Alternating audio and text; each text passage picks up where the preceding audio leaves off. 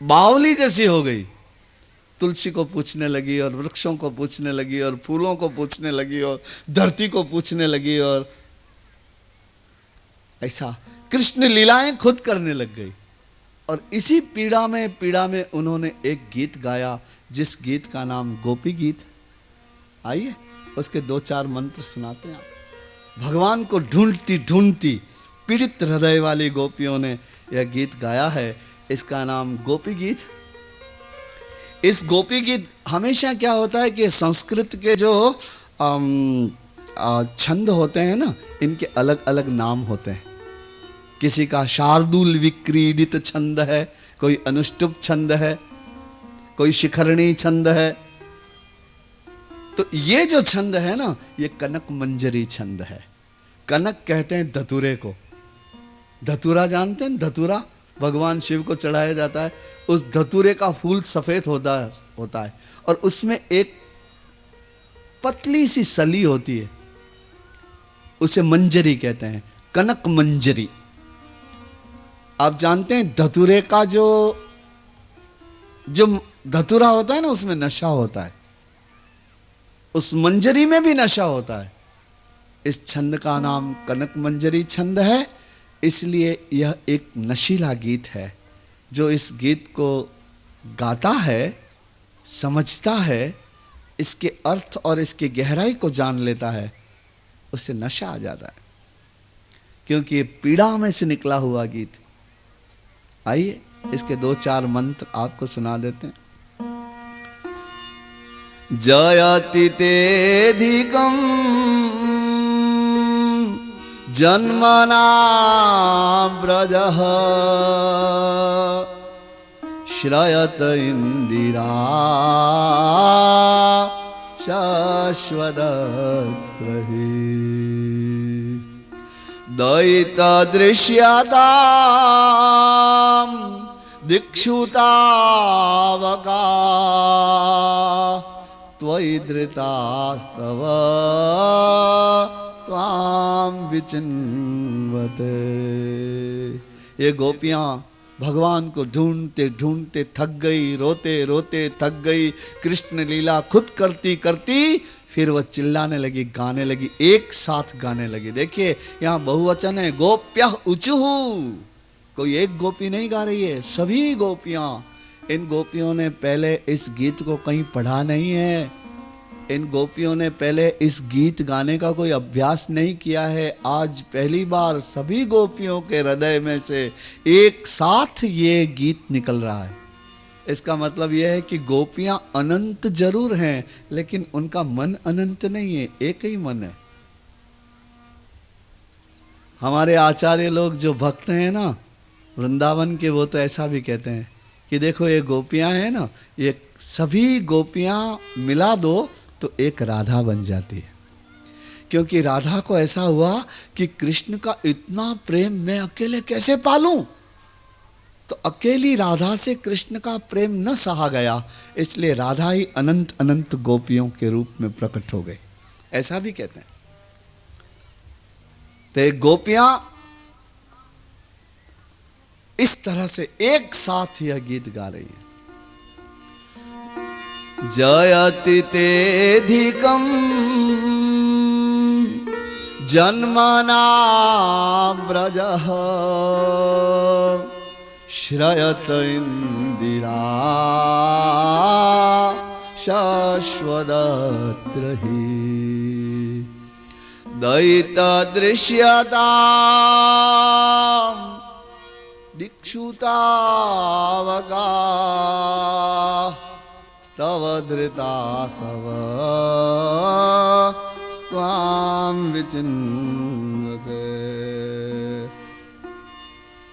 ओ भगवान कृष्ण परमात्मा, आपके रहने से यह व्रजमंडल जयति ज्यादा सुंदर लगने लग गया है।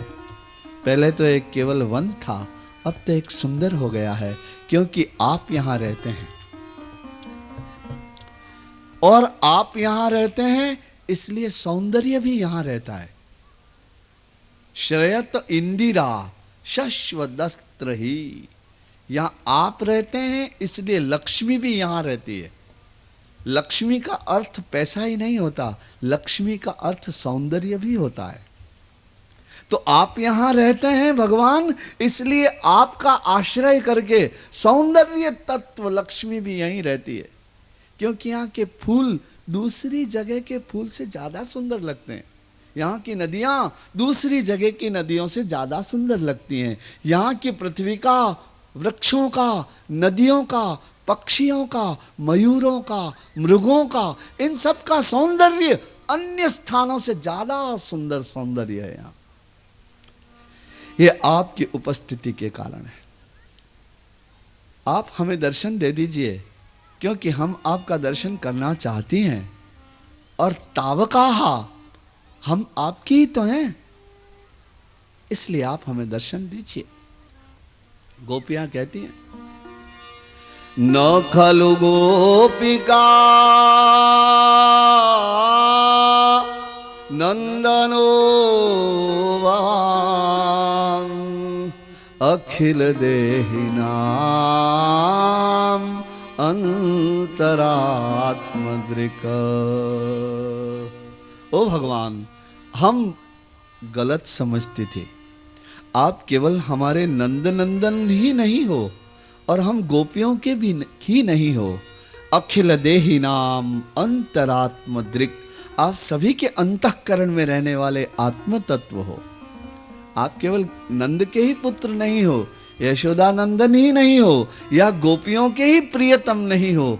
अखिल देही नाम, जितने देहधारी हैं उन सब के हृदय में रहने वाले अंतर आत्मा आप ही हो।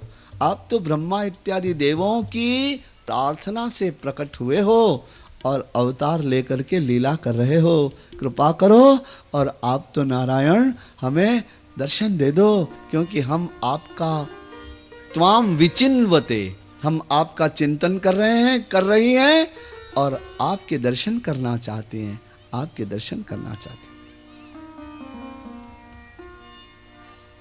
प्रणत देहि नाम पाप कर्षणम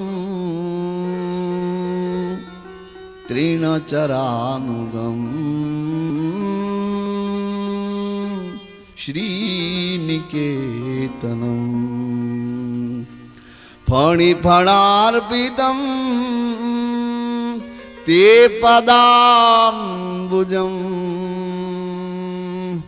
कृणुकुचेषुना कृन्धिरक्षयम। हे भगवान, ये गोपियां कहती हैं कि हम आपके चरणों को अपने हृदय पर रखना चाहती हैं, लेकिन हमको डर लगता है, क्योंकि आपके चरण बड़े कोमल हैं और हमारी छाती बड़ी कठोर है। इसलिए हम बड़ा डर के आपके चरणों को अपने हृदय पर रखती हैं, क्योंकि आपके चरण बड़े अद्भुत हैं। एक तो आपके चरण क्या हैं? प्रणत देही नाम पाप कर्षणम। आपके चरणों में जो भी शरीर आता है, जो भी जीव आता है, उस जीव के कोटि कोटि जन्मों के पापों को आपके चरण आकर्षण कर लेते हैं, पाप पी जाते हैं। एक बार राधा ने भगवान कृष्ण को पूछा कि आप इतने सुंदर हैं तो काले क्यों हो गए? तो भगवान ने ये उत्तर दिया कि ये बहुत सारे पापी मेरे चरणों में आते हैं, तो मैं क्या करूं, इनका पाप पी जाता हूं, इसलिए काला हो जाता हूं। पाप का रंग काला होता है ना, यही कारण है भगवान के श्याम होने का। गोपियां तो यही कह रही हैं, प्रणत देही नाम। प्रणत यानी जो आपके चरणों में नत हो गया, आपके चरणों में झुक गया, उन देही नाम, उन देहधारियों के पाप कर्षणम, आपके चरण उनके पापों को पी जाते हैं, जैसे रेती पानी को पी जाती है। जैसे आप रेती में पानी डालेंगे तो कितनी देर में चला जाएगा, वैसे आपके पाप भगवान पी जाते हैं, इसलिए काले हो गए वो। और हे भगवान,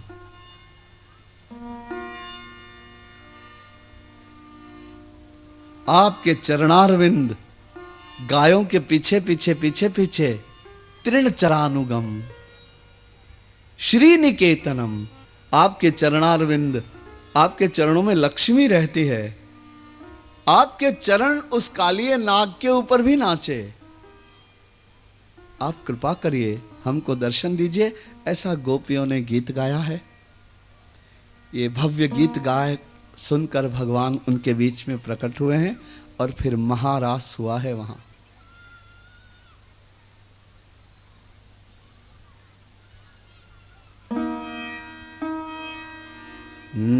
अंगनाम अंगनाम अंतरे माधवो माधवम माधवम चांतरेणांगनौ। आपको उस रास मंडल के दर्शन करवाते हैं।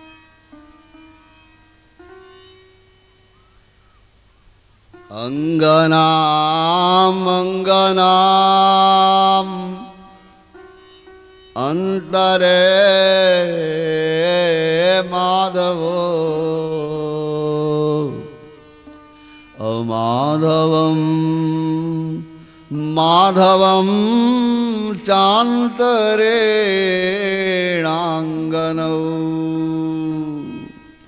इत्थमाविष्कृते मंडले मध्यगः असंजगौ वेणुना देवकी नंदनः। वो रास मंडल कैसा था, दर्शन करिए। एक कृष्ण भक्त जो होते हैं ना, वैष्णव, ये अपनी आंखें बंद करते हैं रोज सवेरे और रास के दर्शन करते हैं। आप भी किया करिए। यूं भी तो आप आंखें बंद करके बहुत से सपने दिखाई करते हैं। सारे दिन भर सपने बुनना और सपने देखना, यही तो मनुष्य का काम है। योजनाएं बनाया करता है, आज शाम को ये बनाऊंगी, ये सपना नहीं तो दूसरा क्या है। कल बड़ी बहन के घर जाऊंगी, ये सपना नहीं है तो दूसरा क्या है। ऐसे कपड़े पहनूंगी, ये खरीद के ले आऊंगी, ये सारे सपने ही तो हैं। तो ये सारे सपने तुम्हारी अंतर आत्मा को ज्यादा काजल लगा देते हैं, तुम्हारे दिल को काला करते हैं। वैष्णव लोग ऐसा नहीं करते। वे स्वप्न देखते जरूर हैं, ध्यान धरते हैं और इस प्रकार का ध्यान धरते हैं, रास मंडल का ध्यान करते हैं हमारे वैष्णव आचार्य। आप भी देखिए वो रास कैसा था। अंगनाम अंगनाम अंतरे माधवो।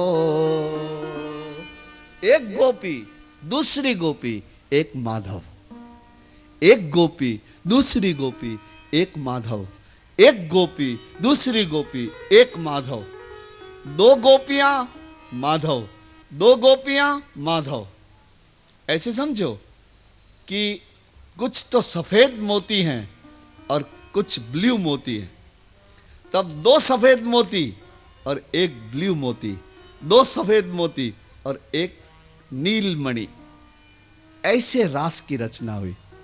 अथवा दूसरी तरीके से भी देखा जाता है कि एक नीलमणि के इधर उधर एक एक मोती, ये दोनों ही बताया इस मंत्र में। अंगनाम अंगनाम गोपी गोपी अंतरे माधवो और माधवो माधवम चांतरेणांगनौ। दो कृष्ण के बीच में दो गोपियां, या तो ऐसे देखो, या दो गोपियों के बाद एक कृष्ण, ऐसे गिन लो। तो अंगनाम अंगनाम अंतरे माधवो और माधवम माधवम चांतरेणांगनौ। इतने माधव और इतनी गोपियां विशाल मंडल में। इत्थमाविष्कृते मंडले मध्यगः।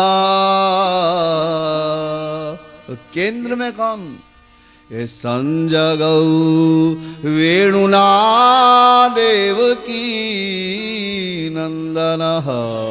तो बीच में तो केवल एक ही था, देवकी नंदन। केंद्र में जब कृष्ण तुम्हारे जीवन के केंद्र में होता है तो तुम्हारा जीवन एक रास बन जाता है, एक कभी न समाप्त होने वाला आनंद बन जाता है। यही रास का अर्थ है। यही रास का अर्थ है कि अगर कृष्ण तुम्हारे जीवन के केंद्र में है तो फिर तुम्हारा जीवन एक रास हो जाता है, और ऐसा रास हो जाता है जिसका कभी अंत नहीं। ऐसा आनंद हो जाता है जिसका कभी अंत नहीं होता। अनंत अनंत अनंत अनंत आनंद। हरि अनंत हरि कथा अनंता, और कहे सुनहि बहुविधि सब संता। ये अनंत हरि कथा अनंत सुखदाई है। इस तरह भगवान ने रास मंडल में, और रास पहले तो पृथ्वी पर हुआ नृत्य के रूप में। गोपियां थक गई, इनके बालों में बंधी हुई वेणियां टूट गई, इनके हाथों के गजरे के फूल बिखर गए। देवताओं ने भी आकाश में से इस रास मंडल के दर्शन किए और जय जयकार की भगवान की। इस तरह नारायण इस महारास के दर्शन देवताओं ने भी किए, और ये गोपियां थक गई। फिर भगवान के वक्षस्थल पर, बाहुओं पर इन्होंने विश्राम किया। फिर इन्होंने यमुना स्नान किया, और फिर बड़ी बड़ी अनंत कुंज थी। कुंज, एक एक कृष्ण और एक एक गोपी, एक एक कृष्ण और एक एक गोपी इन कुंज में गए। ऐसे इस महारास की जो कथा सुनता है वो निष्काम भक्ति को प्राप्त करता है। प्रेम से बोलिए बाल कृष्ण लाल। जय राधा माधव बोल कुंज बिहारी।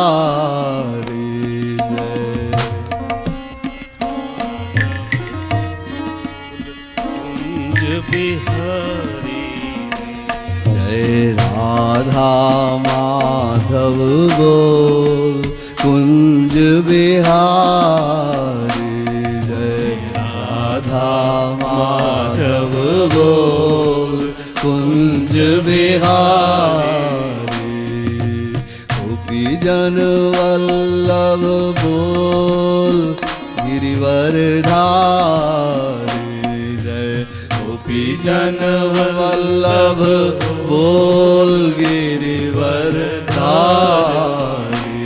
जय राधा माधव बोल कुंज बिहारी। जय राधा माधव बोल कुंज बिहारी। जय राधा माधव बोल कुंज बिहारी।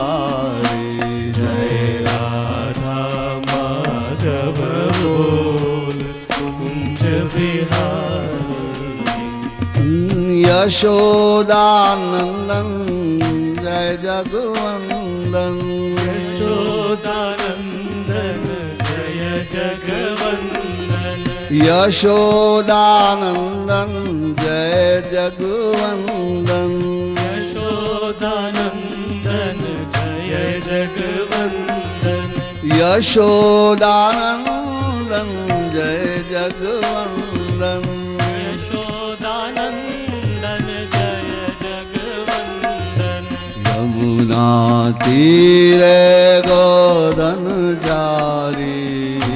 जय राधा माधव जय कुंज बिहारी। जय राधा माधव जय कुंज बिहारी। जय राधा माधव बोल कुंज बिहारी। जय राधा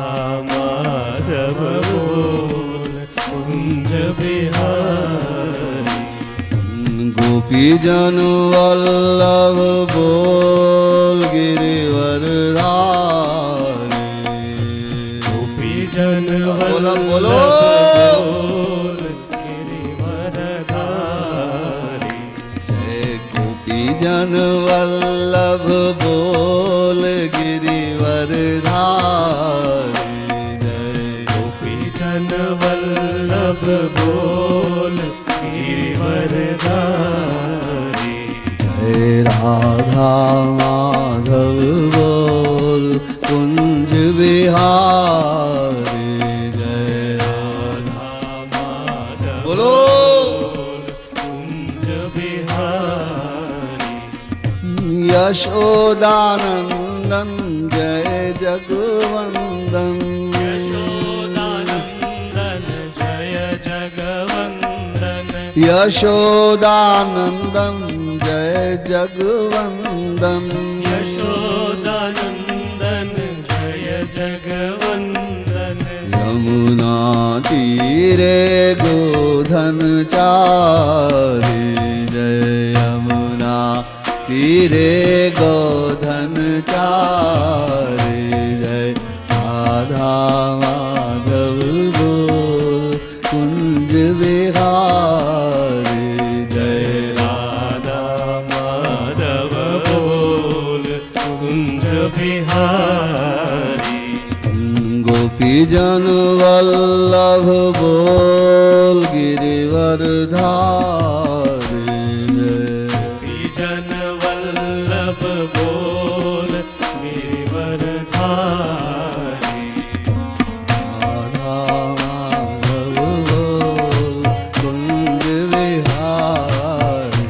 जय राधा राधा राधा बोल राधा राधा राधा राधा राधा राधा राधा माधव बोल कुंज बिहारी। जय राधा राधा राधा राधा राधा राधा राधा राधा राधा माधव बोल कुंज बिहारी। जय राधा माधव बोल कुंज बिहारी। जय गोपीजन वल्लभ बोल गिरिवरधारी। जय गोपीजन वल्लभ बोल गिरिवरधारी। राधा माधव बोल कुंज बिहारी। राधा माधव बोल कुंज बिहारी।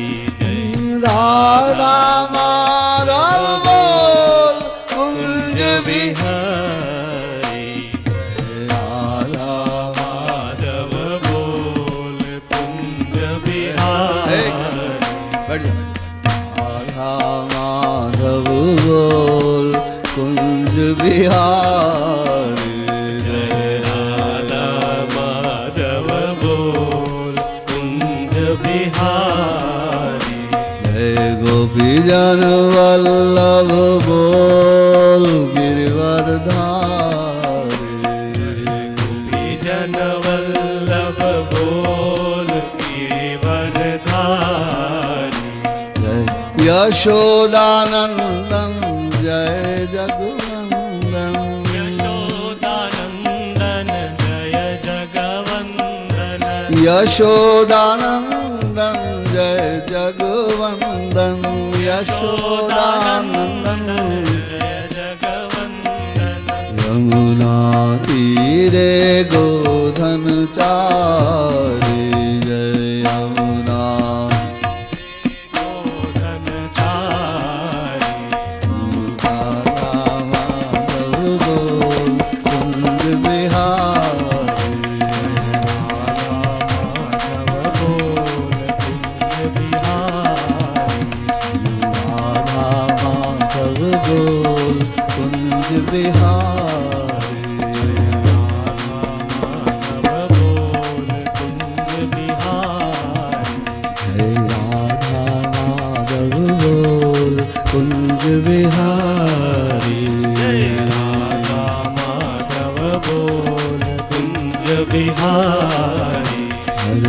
गोपी जन वल्लभ बोल गिरिवर धारी। जन वल्लभ बोलो गिरिवर धारी। अरे गोपी जन वल्लभ बोल गिरिवर धारी। जन वल्लभ बोल गिरिवर धारी। अरे गोपी जन वल्लभ बोल गिरिवर धारी। जन वल्लभ बोल गिरिवर धारी। माधव बोल कुंज बिहारी। राधा माधव बोल गिरिवर धारी। माधव बोल कुंज बिहारी। ऐसे मेरे भगवान ने रास किया। देखिए कथा तो बहुत बाकी है और उधर रुक्ष्मणी तैयार है। तो अब मैं आपको फिर रास मंडल के बाद में फिर एक युगल गीत भी है। ये भगवान जब गाय चराने के लिए जाते तब ये गोपीजन भगवान का स्मरण किया करते और उनका गीत गाया करते। और ये जिस जिस वस्तु को देखते उस वस्तु को भगवान के लिए तड़पता हुआ ही देखती।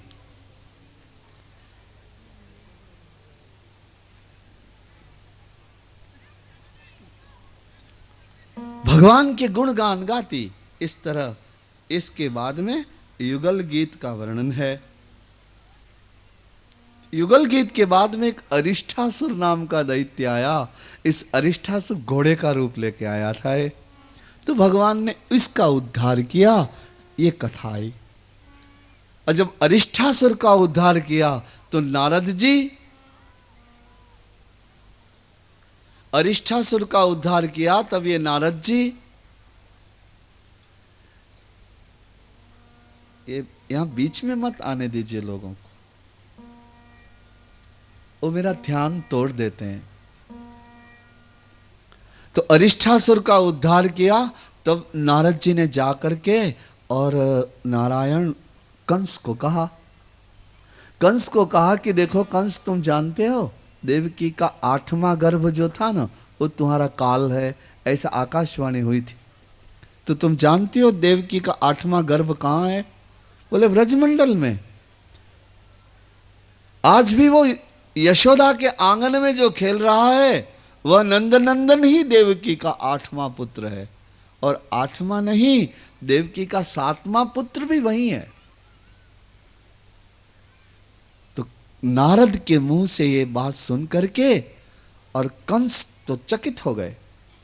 और कंस ने विचार किया, नारद जी ने कहा भी सही कि इतने सारे तुम्हारे दैत्य सब जाते हैं तो ये लौट करके नहीं आते। इसका कारण जानते हो? क्योंकि ये सब के सब वही इनका उद्धार कर देते हैं। वो यशोदा का 8वां पुत्र इन सब का उद्धार कर देता है। तो फिर इन्होंने योजना बनाई। नारद जी ने आकर कह दिया सब।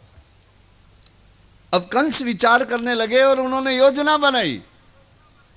उन्होंने ये वो योजना बनाई कि एक शस्त्र पूजा का उत्सव बनाया जाए और उस उत्सव में ये देवकी के दोनों पुत्रों को बुलाया जाए। और बुलाने के लिए अक्रूर नाम के मंत्री को कहा। इस तरह योजना बनाई। कंस ने विचार किया कि अब वहां किसी को देव की पुत्रों की हत्या करने के लिए नहीं भेजना है। देव की पुत्रों को यहीं बुला लेते हैं, क्योंकि यहाँ पर अपने पास कुवलया पीड़ हाथी है, चाणूर मुष्टिक हैं, पहलवान हैं, यहाँ अपने पास सेना है। यहीं घेर लेंगे और यहीं देवकी के 8वें पुत्र को मार डालेंगे। तो अक्रूर एक मंत्री था, उसको कहा कि आप जाइए और उन देवकी के पुत्रों को ले आइए। इधर नारद क्या हुआ कि कंस से मिलने के बाद में भगवान कृष्ण के पास गए। गाय चराते हुए कृष्णचंद्र के चरणों में प्रणाम किया और कहा कि भगवान 2-4 दिन में अक्रूर आने वाले हैं, अब आप चले जाना उनके साथ में। वृंदावन में लीला बहुत हो गई, प्रभु भूभार हरण करिए, पधारिए, कंस का उद्धार करिए, इन दैत्यों का उद्धार करिए। भूभार आपके इस यश को युग युग तक भक्त लोग गाएंगे। प्रभु वृंदावन की लीला बहुत हो गई, मैंने कंस को कह दिया है, अभी 3-4 दिन के अंदर ही नारायण आएंगे अक्रूर जी। इस तरह से भगवान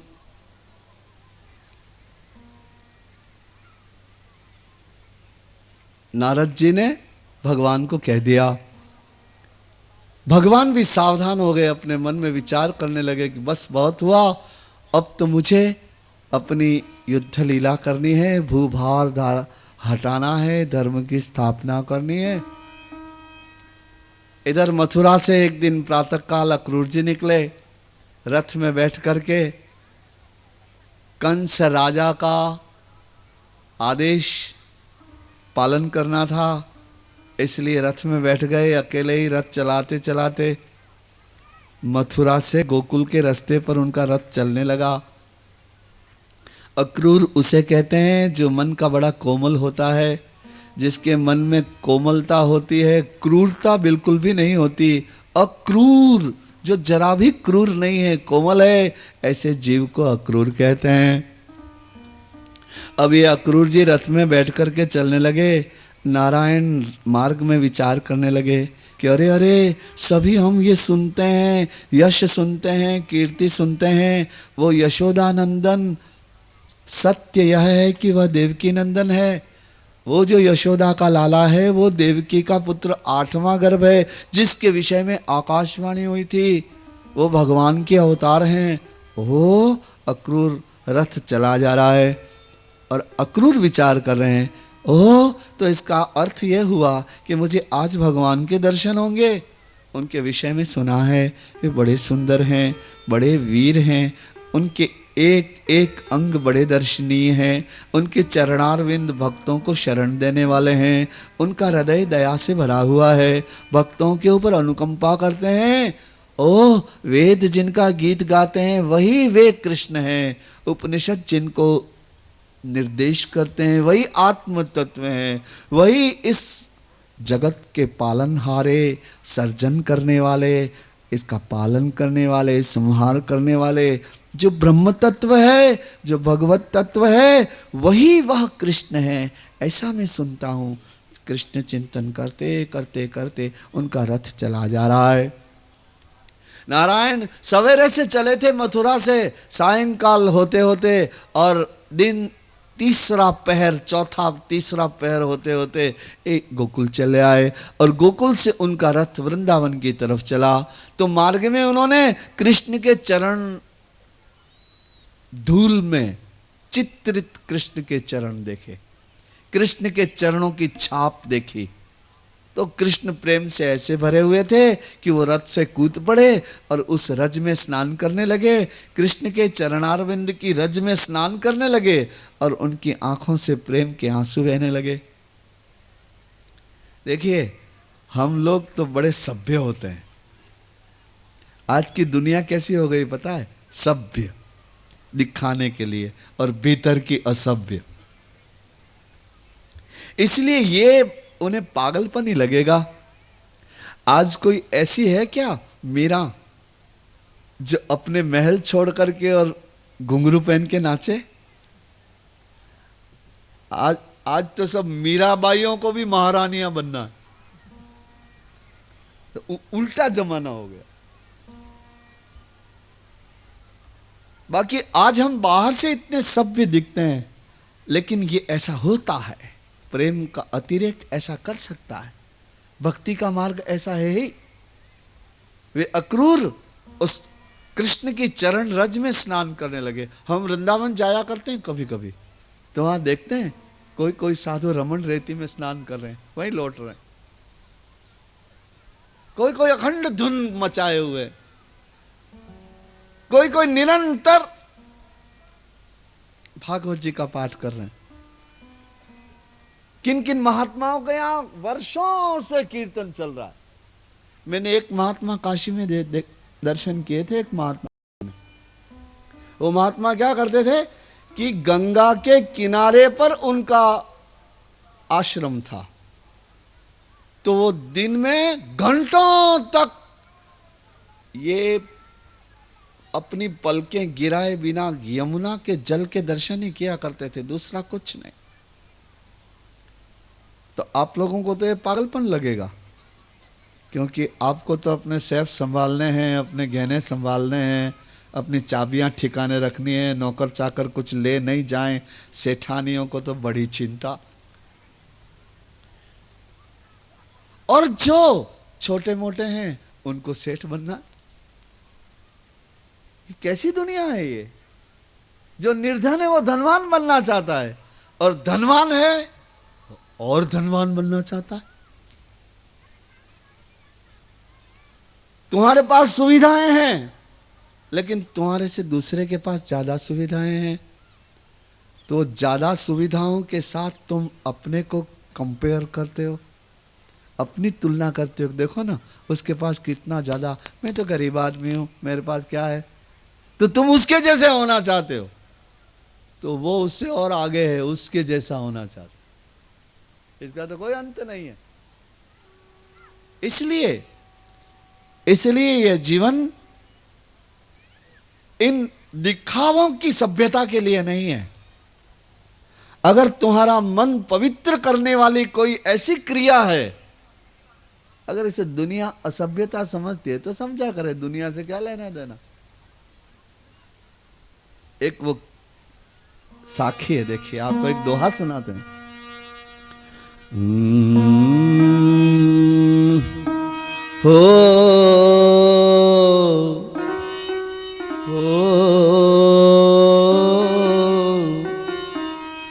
जिसके भावे जो करे, ये भलो बुरो संसार। ये संसार दो प्रकार का है, भला बुरा मिक्स। यहां बिल्कुल बुराई भी नहीं है और यहां हर जगह अच्छाई भी नहीं है। अच्छाइयां और बुराइयां मिली जुली, ऐसा संसार है। हो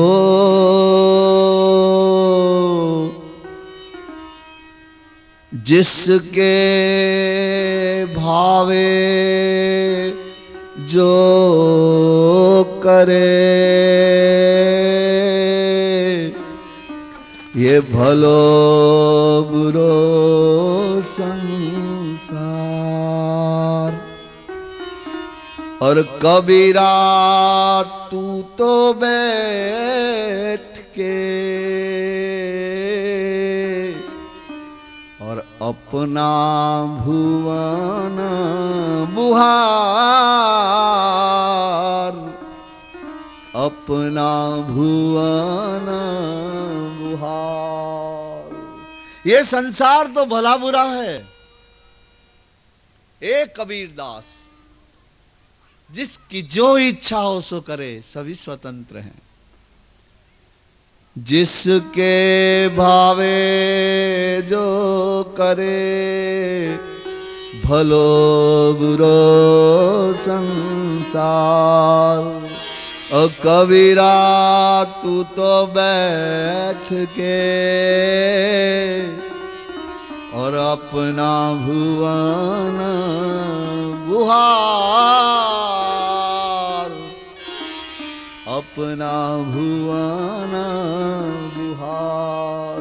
ये संसार तो भलाई और बुराई से भरा हुआ है। जिसकी जो इच्छा है